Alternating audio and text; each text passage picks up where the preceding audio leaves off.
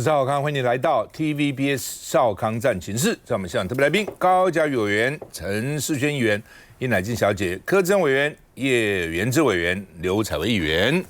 好，川普4月9号就职100日啊，100天，他发表到了 Michigan，Michigan 是以前的汽车重镇啊，产汽车的100日演说。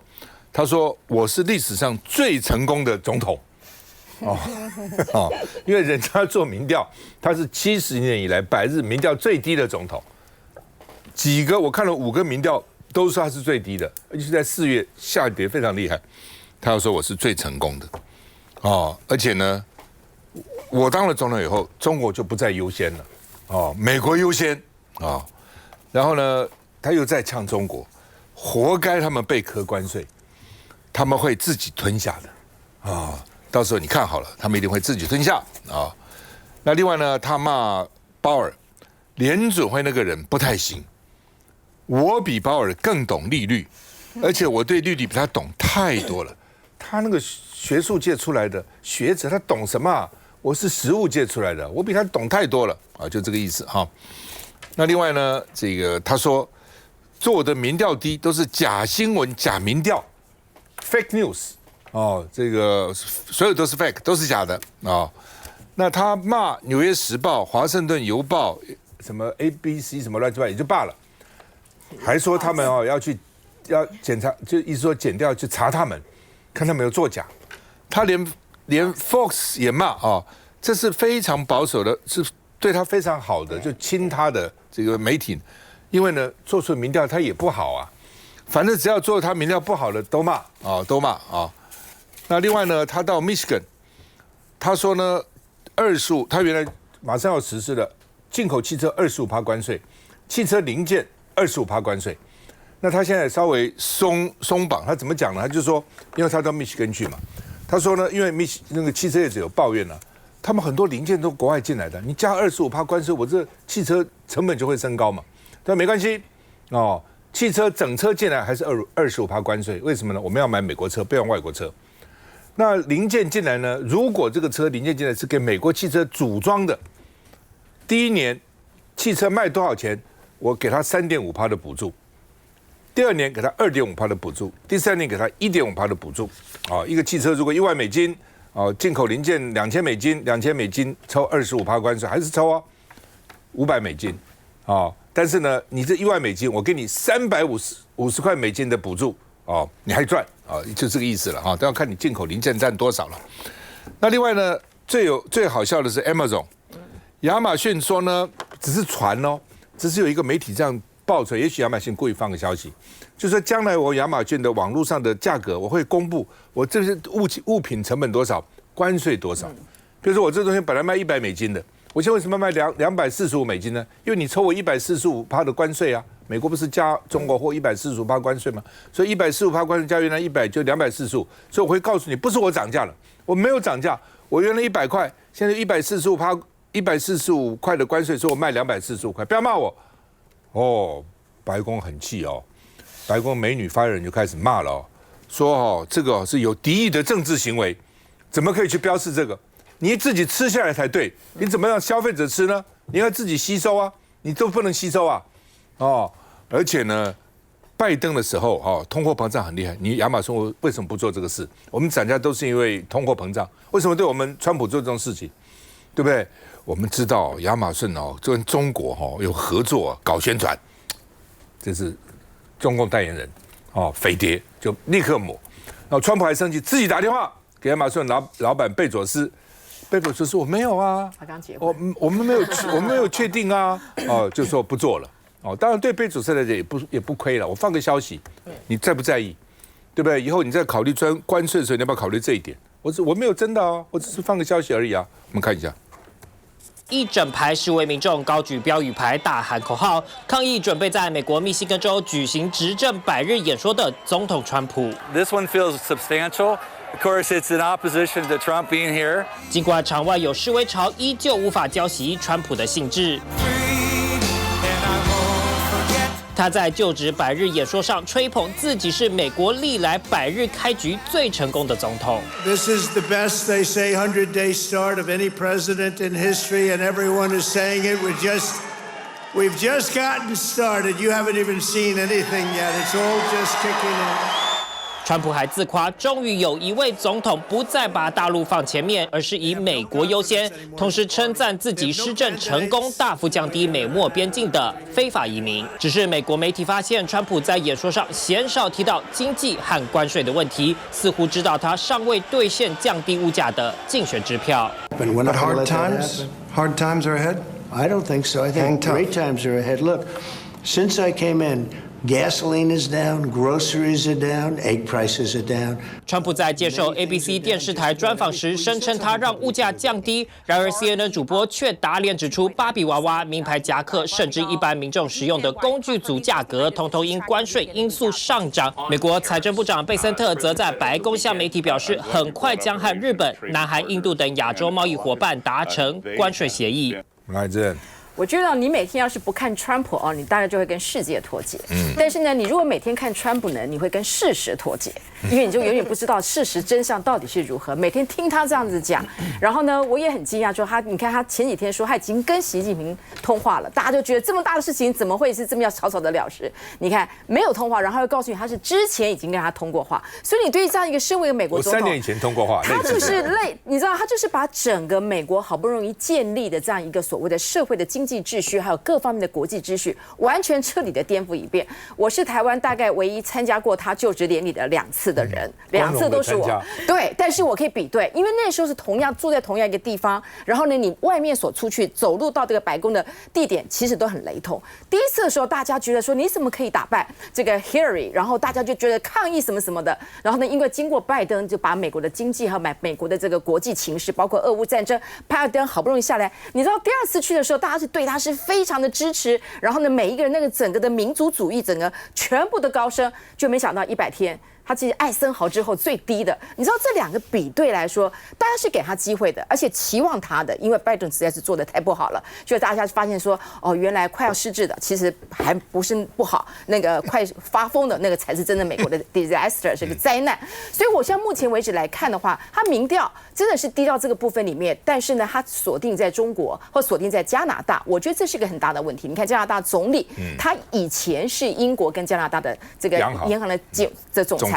所以他可以得到这个，大家都以为自由党都快要倒了，没想到 Trump 说他要变成我们美国一州，把那整个加拿大的人又让自由党又重新拿回来执政权。所以我们大家都在笑说，这个川普是在这个加拿大总理的最大的一个助攻者，不是只有他，还有很多其他的这个部分。那中国会不会因此受到一个影响呢？你会发现，其实中国最近才刚开始，我不晓得大哥有没有看过一个叫不跪的一个影片，就是好像把他自己的这个民族主义发展到一个极点。习近平不需要连任 ，Trump 明年就有期中选举，所以大家都认为这样的一个民调，其实如果 Trump 在这个过程当中，大家预估他未来在所谓的关税这个部分，他应该会比他之前讲的还要松很多，因为他必须要面临他这个共和党这个习惯的保护战，每个人一开始反他的很多的法令可能令不出这个他们这个意愿。那你如果在这个状况之下面，你如果不去改变，所以你看他不断的在很多地方已经试出这个松绑的，然后呢，对于过去很多的批判，他开始稍微说口了。所以我们是不是在当初被他设定说完全是32%、100%或什么之类的，大家都在想，搞不好只要稍微有一个变动，他说不定就会因此来。总而言之，到目前为止，没有人知道他会出什么招，我们大家就整个严阵以待了。但是对于美国来说，真的就是一场灾难，就是一场灾难。不确定了，但是真的搞不懂他做什么，厂商也不知道怎么报价，怎么算价格都算成本都算不出来。童子贤说，川普关税可能会让美国的货架像第3世界一样空如也，什么都没有啊。好，加拿大呢，刚刚讲到哈，加拿大的自由党卡尼呢，这个自由党已经很糟了，所以提前半年选这个国会议员，然后原来的杜鲁道就下台了，所以才换这个卡尼，3月才就任，哦，4月就选举啊，只没有任何从政经验，只当了这个加拿大央行总裁，或者被英国聘去当央行总裁啊，就这么样的经历啊。然后呢，民调原来落后对手啊，45岁的对手呢落后20%，但是因为川普他现在反川普，所以呢，民调突然就这个翻起来了。所以选举有时候很难讲啊。为什么我常常看到很多人都要选？我说有什么要选的？他也许时来运转，我就当选了，这就是这样。原来没有人想到他会当选的。川普还在前天还在脸书发文。我说加拿大成为我们的51州吧。你成为51州以后，你也不要交关税了，汽车也不必加25%的税了，你加拿大就好得不得了了，等等，更引起加拿大人的愤怒哈。所以呢，卡尼当选的时候，美国不会拥有加拿大的，不给他的，我们干嘛要给他哦？为什么要成为他的51州哦？所以呢，全世界现在都是极右派抬头哦，欧洲都是极右派抬头，本来加拿大也是这样，但是呢，卡尼是一个保守派，结果这次就因为反川普。所以呢，保守派这次呢反而抬头了啊、哦。那今天人家问川普说：“你不到去参加教宗的丧礼啦？那你认为新的教宗应该是谁呢？”拜登说：“我想成为下一任教宗，而且呢，教宗会是我的第一选择。我宁愿不要当美国总统，我要当教宗，或是我要当教宗兼美国总统。教宗下面天主教就有14亿人了，美国也不过3亿人了啊、哦。所以呢，我没有偏好的人选。”但是呢，他说呢，我们的纽约的主教非常优秀，不过他也讲，从来没有美国人当选教宗的。我想做教宗哦，这太好笑了哈、哦。那但是呢，就算这样哈、哦，因为川普还想再选第3任哦。记者问他，他说我现在还没有叫他研究这个问题哦。但是呢，他的宣传啊，什么帽子上已经写2028了哈、哦。现在做调查，如果川普能够克服宪法的障碍，去参选2028的当选，共和党你要支持谁？川普39%，第2名的副总统只有19%，输他20%。哦，原来佛罗里达那个州长这个 DeSantis 说哇非常强，当时可能是川普的对手，只拿了6%。哦，然后呢，海莉全美国驻联合国大使那个女生只有4%，所以川普还是独占鳌头哎。很厉害呀、啊，很厉害啊！元之怎么看？但是那个是因为是在共和党的民调啦，如果把民主党放进去不一定啊。而且最近的川普的民调他都下来嘛，但是川普就是讲说那是因为那个民调访问太多民主党员的关系啦，所以反正他都不会觉得自己有错，他基本上是一个自大狂。我看他接受媒体访问的时候，他讲说他第一任跟第二任的差别是什么呢？第一任他就是管理国家和生存，因为第一任他面对很多奇奇怪怪的人都要算计他，所以他要生存下来。第二任呢，他是管理国家和世界，所以接下来他就是要统领整个世界。那所以他做的第一件事情就是透过关税把整个世界过去稳定的贸易制度，他先把它破坏掉。其实我想他应该是蛮得意的啦，就是说那么多届的美国总统，只有他能够做到这一点啊。那他也非常的享受这一切，然后。他对人讲话也是这样啊，因为他曾经被5个检察官起诉嘛，然后他就在笑那些检察官，说他们是杂碎，然后你看这些人起诉我，现在要去找工作，所以他很得意啦哈。那我觉得，但是川普他接下来面对的是国内的国内非常多问题，特别是民生的问题。刚刚那个有一个新闻就有讲到，就是说他们很多货架空了。那今天我还看到一个报道啊，是说美国人的儿童可能没有圣诞节可以过了啦。为什么呢？因为很多圣诞的用品还有玩具，大部分都是中国大陆制造的，现在就要开始制造、包装、运送，大概5个月的时间。可是这一些中国大陆的这些工厂都在观望啊，而美国的玩具公司也在观望啊，因为不知道说这个那个关税会不会很高。那有些公司现在已经在找破产律师，在讨论公司要不要破产了。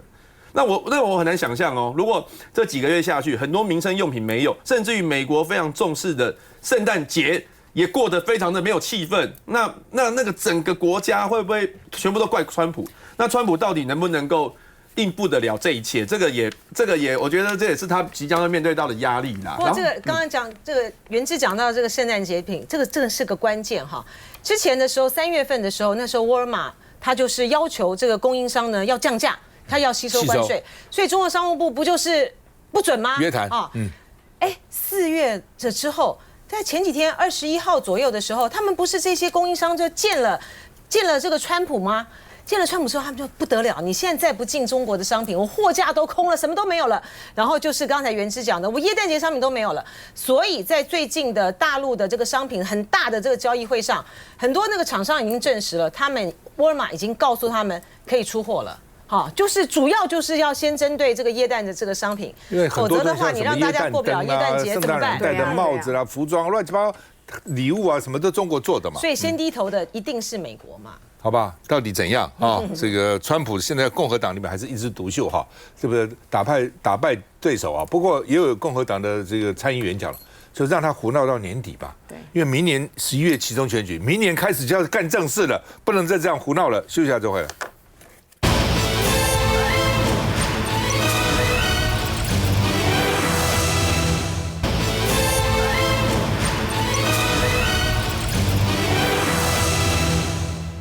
川普说：“我好爽，每天过得好爽哦，这个把全世界搞成这样子啊，他说我很快乐，此间乐趣无穷啊。”川普就像刚刚袁志讲的，他说我第2个任期，现在他第2个任期要拯救全世界，我第1个任期已经拯救美国了，现在拯救全世界啊！而且呢，对我的好朋友台湾、日本、韩国，我不需要道歉，我跟他们道什么歉啊？哦，他们因为牺牲了美国才变成繁荣的，偷我们的。我跟他们道什么歉？很多人讲说，你现在搞得美国、日本、韩国都台湾这搞得这个台湾、日本、韩国都已经有点乱了哈。我道什么歉？根本不需要，他们跟我道歉才对然后财政部长说，他们现在跟几个国家有达成这个贸易的这个协议了第1个国家已经谈好了，问他是谁，我不告诉你因为他要给他政府跟国会的同意哈。但是呢，他有说他说呢，这个日本啊。韩国、印度啊都在谈那另外呢，这个我们的中经院说呢，说如果台湾、日本、韩国3个国家结盟然后呢替代大陆生产，可以寡占美国20年的市场。你在做梦，乱讲一通啊！第一个，你怎么取代中国大陆？你那么便宜吗？人力对不对？不可能啊！台湾早先的时候不得了，台湾当时台湾雨伞盖天下，你记得吗？对啊，台湾帽子盖天下台湾的那个风扇吹天下那是台湾的运动器材打天下等等什么 tennis， 所有美国大厂牌的那个网球拍，台湾都帮他们这个生产等等那在这种情况之下呢，你等着就取代你来，因为人家比你便宜啊。那你现在如果你可以的话，你怎么会被人家取代呢？你怎么可能取代他呢？那讲一些什么话呢？这都是不懂实务的这些研究者乱讲一通而且呢，当你取代了以后，美国又打击你了，他有别人来取代你了美国现在就这样搞那美国的商务部长亲自去看台积电的晶圆厂台积电有6个厂嘛那而且呢，辉达、超微、苹果呢也都要在美国扩厂商务部长去看很得意，讲说。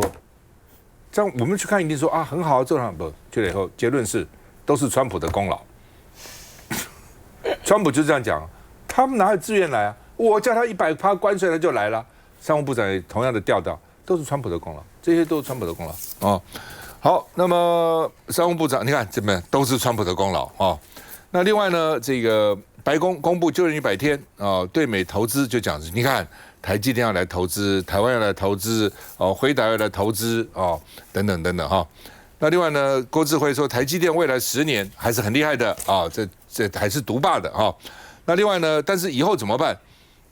郭智慧说呢，等到在美国6个厂都完工，供应链就可能外移了。不过反正那个是7、8年后的事情了，谁知道7、8年后会怎样呢？7、8年后我还干经济部长吗？我只管我任内怎样，520就会下来。我还干多久都不知道了等等那因为黄国昌呢跟他要资料，他只给一张A4的纸你是不是只给 A4 纸？他说我这是精华液，精华我给你40张又怎样？1张就够了。为什么我的精华都在里面？就这些不会说每天乱扯一通这耍嘴皮那这是没一张所以呢，黄国昌说睁眼说瞎话，我一个没有内容嘛，空洞你这个要你的资料，这叫精华液，好吧？我们看一下。Modi made some very good progress, so I could see some announcements on India. I could see the contours of a deal with the Republic of Korea coming together, and then we've had substantial talks with the Japanese. 商务部长卢特尼克则是到亚利桑那州出席台积电第3座晶圆厂的动土仪式。根据美国商务部新闻稿，卢特尼克强调台积电投资案的重要，表示这是川普政府重振美国制造业黄金时代承诺的一部分。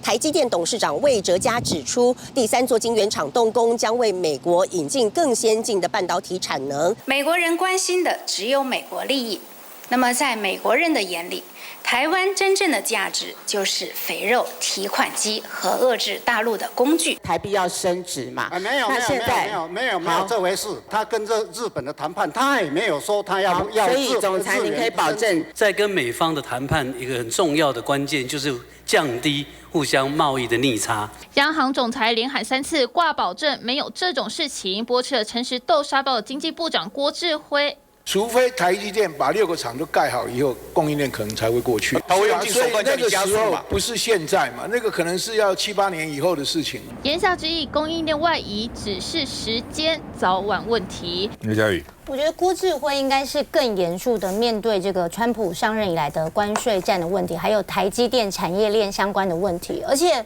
郭志辉来自于业界，他应该最了解这个对台湾的冲击、对半导体产业的影响。可是他却用这种态度，我觉得去回应立委或者是对这些质询的方式，我觉得很不专业，也让民众会觉得说政府的官员好像没有把心放在这个政务上。我觉得这点是非常的失职也失言哦。那我也希望说，这个经济部长能够更慎重的去看待这个工作的内容。那当然，我们也认为说，川普其实上任到现在，不管对中国，其实在整个过程中最吃亏的一点就是，大家都知道美国人就习惯了好生活这个的日子，但是中国人习惯了苦日子。而且从习近平上任以来，这个经济衰退、毕业及失业的问题一直都影响着中国。现在有了川普，等于是一个救命稻草哦，中国开始大喜这个民族主义，而且呢，还这个戏谑说川普是穿建国同志哦。等于就是把美国当作整个中国最大的敌人，所以呢，这些苦日子都没关系了啊，反正所有的问题就推给川普。以前还骂个习近平，现在只骂川普，所以对习近平来讲，反而我现在更有底气了。所以在面对跟美国谈判的时候，你可以看到习近平的态度，现在好像也无所谓啦。圣诞节如果美国的小朋友没有圣诞礼物，那这个影响有多大？美国人在购物的时候，上面这个加了一个关税这个项目，你想想看，美国人买一次就恨一次川普，那你2026要怎么选其中选举？所以对川普而言，他想说，我减轻大家的所得税，是不是大家就把这个问题算了？但是问题是，美国人就是爱消费，它是全球最大的消费市场，他只要一去购物就看到关税在上面，你想想看他要恨谁？所以我是觉得川普总统应该要好好的思考，就是这一波虽然他是为了美国美债问题等等这个忧国忧民，但是实际上他这个做法好像自己是两面不讨好。蔡薇。我最近看到一张图片哦，上面呢就是美国人自己在开玩笑说，今年的圣诞节大概就是只有一个光秃秃的一个圣诞树，因为上面的吊饰啊什么等等，现在都已经就是到不了美国了。但其实这个川普的问题，我觉得不是只有美国的问题啦。但是我觉得很遗憾的、很可惜，看到现在经济部长郭志辉完完全全没有能力在应对这样子的一个问题，所以他送来的立法院的报告上面居然是精华液。那黄国昌主席就说了，这个精华液真的是悲哀啊，悲哀至极。但是悲哀的真的只有这一个精华液的报告而已吗？完完全全不是。因为郭志辉，你从他一开始面对川普关税的问题，一直到现在要到这2天，完全都是荒腔走板。在这个记者会上面，大家在问他问题的时候，他完全是发呆发愣，完全讲不出任何话来，大家都不知道他发生什么事情了。然后到这2天，他在立法院的一个备询，逻辑完全对不上，然后上文不接下文，问的东西也不知道是回答的东西，也不知道是要回答什么，跟委员问的东西完全对不上。我觉得这才是我们整个中华民国整个国家最大的一个悲哀。那谈到台积电，今天呢，这个郭志辉他完完全全没有站在国家的立场再去谈台积电这件事情，犹如是一个台积电那个法说会一样。那今天郭志辉他应该要谈的是什么呢？如果当这个台积电不是台湾的台积电了，而它是全世界台积电，又或者是美国的台积电的时候，那我们要如何去因应呢？我们当初因为这个晶圆代工有优势，但如今台积电未来其实不是只有郭志辉自己说溜嘴，还有很多的专家学者都说了，这一些包含高制程的产业都会慢慢的转移，还有包含人才以及上下游的产业都会慢慢的转移。那台湾完全没有优势的一个状况之下，我们该怎么办？那郭志辉应该是要针对这一些大家都非常好奇的一个问题再去做回答，但是现在看不出来他有任何的应对办法以及回答。因为他毫无办法，我觉得。对，他没有那个能力，他没有那个能力，他根本没有办法，所以他只好给你随便混。精华液，休息一下再回来。